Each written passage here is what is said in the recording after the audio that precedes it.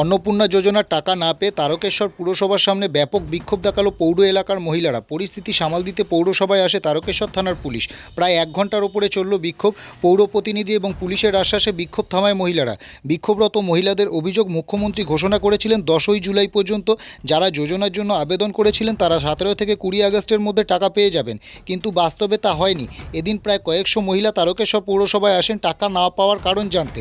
অভিযোগ, পৌরসভার পক্ষ থেকে সদুত্তর বা সহযোগিতা পাননি তারা। এরপরেই পৌরসভার সামনে বিক্ষোভ দেখায় পুরো এলাকার মহিলারা।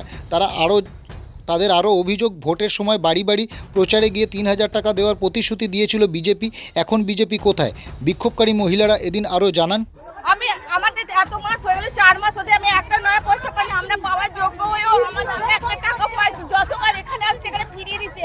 বলছে যে বিডিও অফিসে যাও, আবার বলছে এসডিও অফিসে যাও, কোনো কিছু পাত্তাই দিচ্ছে না। বলছে যে আমরা এসব দায়িত্ব নিতে পারবো না, আমরা এসব লিস্ট দেখাতে দেখাচ্ছে না, কোনো কিছু দেখছে না। পাওয়ার যোগ্য হয়েও আমাদেরকে পাত্তা দিচ্ছে না, কোনো কিছু একটা না পয়সা দিচ্ছে না।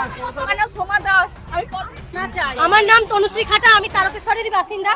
আমাদের দাবি দাদা একটাই, অন্য কিছু নয়। বিধায়ক বলেছিলেন 4 মাস আগে আমি যদি ভোটে জিতি প্রত্যেকটা মহিলাকে 3000 টাকা করে দেবো। আমরা ওনার কাছে চাইতে যাইনি, উনি বলেছিলেন আমি 3000 টাকা করে দেবো।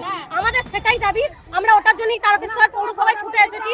4 মাস হয়ে গেছে, আমরা এখন অবধি একটা টাকাও পাইনি।